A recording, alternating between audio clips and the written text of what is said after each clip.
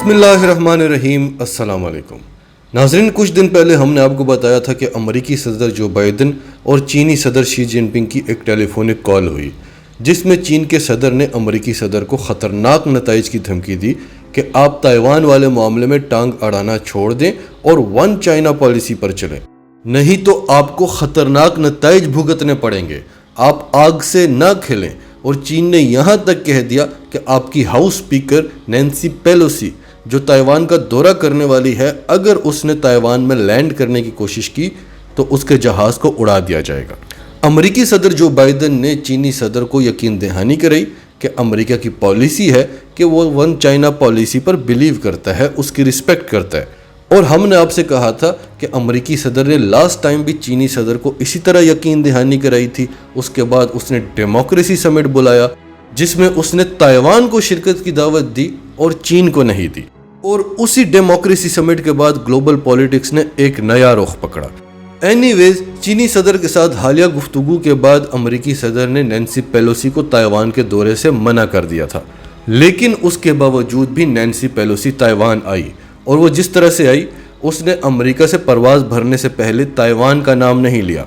वो मलेशिया आई, यहाँ पर उसने मलेशिया के दौरे को इंतहाई मुख्तसर किया और अचानक ही ताइवान चली गई। और वहाँ ताइवान के एयरपोर्ट पर बिल्कुल अंधेरा था और पूरा अमेरिका नैन्सी पेलोसी के तैयारे को ट्रैक कर रहा था कि आया वो खैरियत से हैं या नहीं।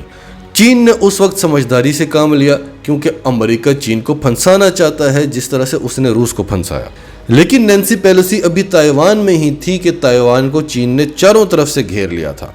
और अभी तक हर रोज़ चीन ताइवान की हदूद के अंदर घुस जाता है, उसके तैयारे ताइवान में घुस जाते हैं, उसके समुद्री जहाज़ ताइवान की समुद्री हदूद में घुस जाते हैं और एक बिल्ली चूहे का खेल चल रहा है। इस पर भी हम आपको डिटेल्स बता चुके हैं। यहाँ तक कि चीन ने जापान पर भी 5 बैलिस्टिक मिसाइल्स दागे।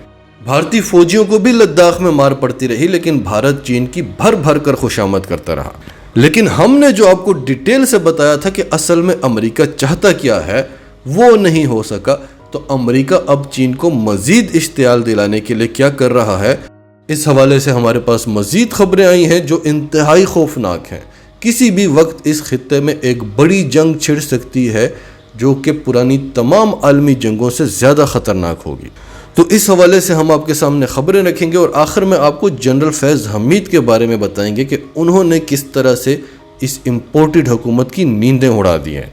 तो तमाम डिटेल्स आपके सामने रखते हैं। उससे पहले अगर अभी तक आपने हमारा चैनल सच टीवी सब्सक्राइब नहीं किया तो इसे अभी सब्सक्राइब करें और बेल आइकन पर क्लिक करें ताकि हमारी आने वाली वीडियोस आपको वक्त पर मिलती रहें। तो नाजरीन, आप जानते हैं कि अमेरिकी हाउस स्पीकर नैन्सी पेलोसी के दौरे ताइवान ने चीन को कितना इश्तियाल दिलाया, लेकिन अमेरिका का काम नहीं हुआ। तो अब अमेरिका क्या कर रहा है, अल जजीरा की खबर है। More US lawmakers visit Taiwan 12 days after Nancy Pelosi trip.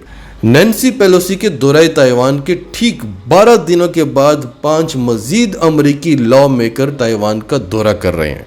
बरतानवी अखबार द गार्डियन की खबर है, US congressional delegation visits Taiwan on heels of Pelosi trip. अमेरिकी कांग्रेस का एक डेलीगेशन ताइवान का विजिट कर रहा है उन्हीं हील्स पर जिन पर पेलोसी ने विजिट किया था।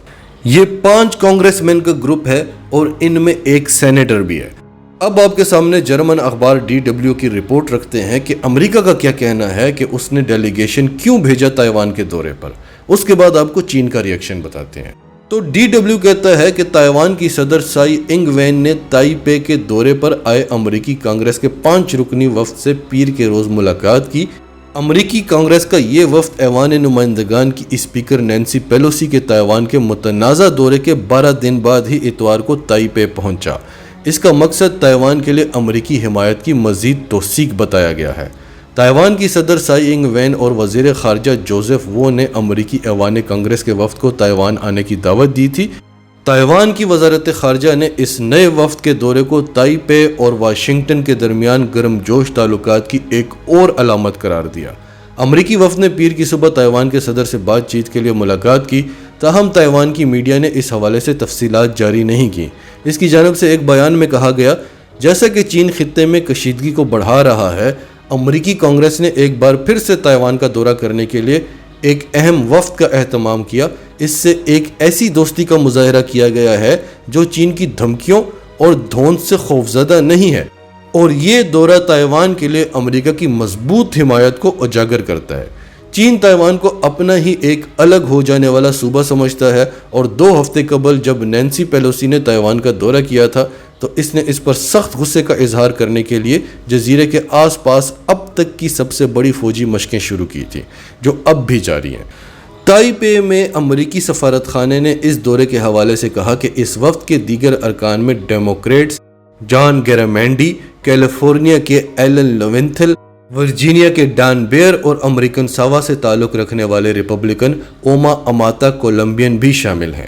امریکی سفارت خانے نے کہا کہ ہمارے اس وفد کے دورہ تائیوان کا جو خاص مقصد ہے کہ ہم تائیوان کی حمایت کے لیے اس کے ساتھ کھڑے ہیں، جبکہ تائیوان کی وزارت دفاع نے بتایا کہ اس نے ابنائے تائیوان میں امریکی وفد کے دورے کے دوران آس پاس 22 چینی طیاروں اور 6 بحری جہازوں کا پتہ لگایا ہے۔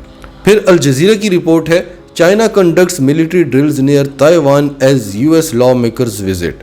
چین نے تائیوان کے ارد گرد فوجی مشقیں شروع کر دی ہیں، جبکہ US لا میکرز کا ڈیلیگیشن وہاں پر موجود ہے۔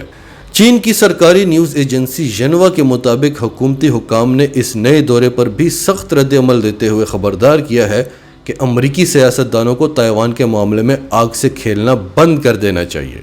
چین نے امریکی کانگریس کے وفد کے تائیوان کے دورے پر سخت رد عمل دکھاتے ہوئے ایک بار پھر پڑوسی ملک کے اطراف میں فوجی مشقیں شروع کرنے کا اعلان کیا ہے اور اقدام کو تائپے اور واشنگٹن کے عزائم کی راہ میں رکاوٹ قرار دیا ہے۔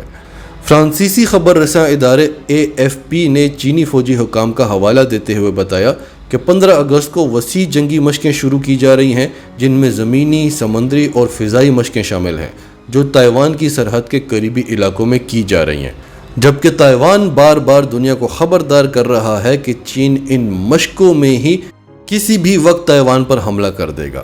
تو ناظرین، جب نینسی پیلوسی نے تائیوان کا دورہ کیا تھا تب ہم نے آپ کو بڑی ڈیٹیل سے سمجھایا تھا کہ امریکہ اس خطے میں چاہتا کیا ہے، اور اس سے پہلے جب امریکہ افغانستان سے انخلا کر رہا تھا تب بھی یہ باتیں ہم نے آپ کو بتائی تھیں۔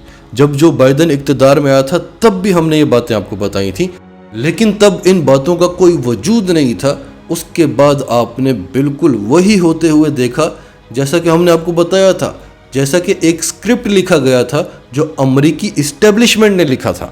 امریکہ عمران خان کو، ڈونلڈ ٹرمپ کو، جنرل فیض حمید کو، پاکستان کی ISI کو افغانستان میں اپنی شکست کا ذمہ دار سمجھتا ہے۔ یہ وہ فرسٹریشن ہے کہ ایک سپر پاور 20 سال تک افغانستان میں جنگ لڑتا رہا اور آخر میں اسے جوتیاں چھوڑ کر بھاگنا پڑا۔ اب وہ بدلے لے رہا ہے، اور پھر اس خطے میں اس کا بیٹھنے کا ایک ہی مقصد تھا، چین پر نظر رکھنا، چین کو کمزور کرنا۔ بھارت پر امریکہ اتنا مہربان کیوں ہے؟ کیونکہ اور کوئی چین کے ٹاکرے کا ملک امریکہ کو یہاں پر دکھائی نہیں دیتا۔ پاکستان دکھائی دیتا ہے، لیکن امریکہ اچھی طرح سے جانتا ہے کہ پاکستان چین کے خلاف نہیں جائے گا۔ اگر امریکی دباؤ میں جانا بھی پڑا تو پاکستان امریکہ کے ساتھ ڈبل گیم کھیلے گا۔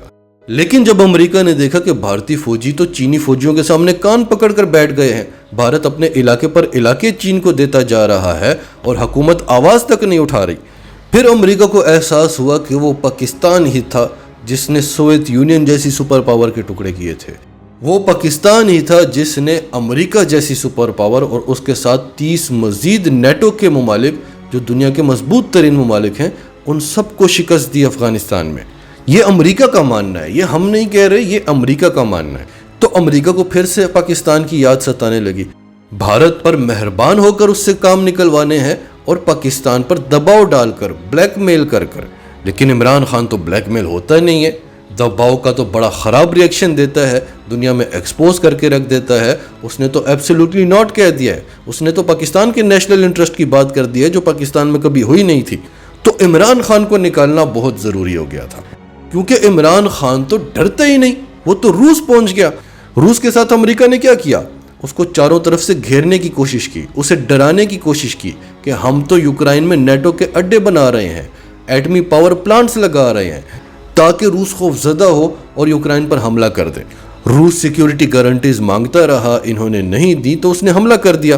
اس کے بعد امریکہ اب چین کو اسی طرح سے ڈرا رہا ہے کہ تائیوان تمہارے ہاتھ سے چلا جائے گا۔ دیکھو ہماری ہاؤس اسپیکر نے تائیوان کا دورہ کیا، اس نے بھی کام نہیں کیا، تو اب امریکہ نے 5 رکنی کانگریس مین کے وفد کو بھیج دیا۔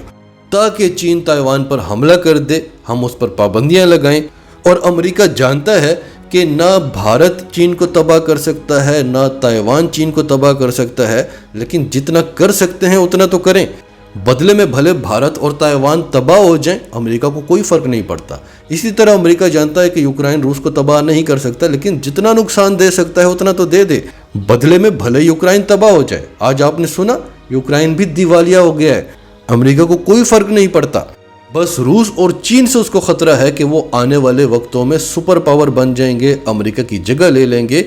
अगर भारत को, ताइवान को, यूक्रेन को अमेरिका चीन और रूस के साथ लड़वाता है तो चीन और रूस अगले 50 साल तक भी अमेरिका की जगह नहीं ले सकेंगे।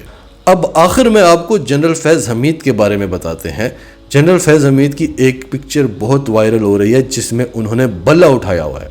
वो क्रिकेट खेल रहे हैं, लेकिन इम्पोर्टेड हुकूमत की नींदें उड़ गई हैं कि जनरल फैज़ हमीद ने बल्ला क्यों पकड़ा हुआ है। बल्ला तो इमरान खान का इंतखाबी निशान है, और फिर जनरल फैज़ हमीद ने बल्ले को उठाया हुआ है। बिल्कुल उसी तरह जब जनरल फैज़ हमीद ने अमेरिकी फ़ौज के इनखला के बाद काबुल का दौरा किया था और वहाँ पे चाय का कप पकड़कर भारत को मैसेज दिया था कि द टी इज़ फैंटेस्टिक। इसी तरह इम्पोर्टेड हुकूमत का मानना है कि जनरल फैज़ हमीद हमें मैसेज दे रहे हैं कि अब बल्ला ही ऊपर आएगा। नाजरीन, आपकी इस सब के बारे में क्या राय है? कमेंट्स में अपनी राय का इजहार करते रहें, और अगर आप हमारे चैनल पर नए हैं तो अभी सच टीवी को सब्सक्राइब करें, सच टीवी फैमिली का हिस्सा बने, और हमारी वीडियोस पसंद आएँ तो इन्हें लाइक करें, शेयर करें, ताकि ज़्यादा से ज़्यादा लोगों तक ये मैसेजेस पहुँचते रहें।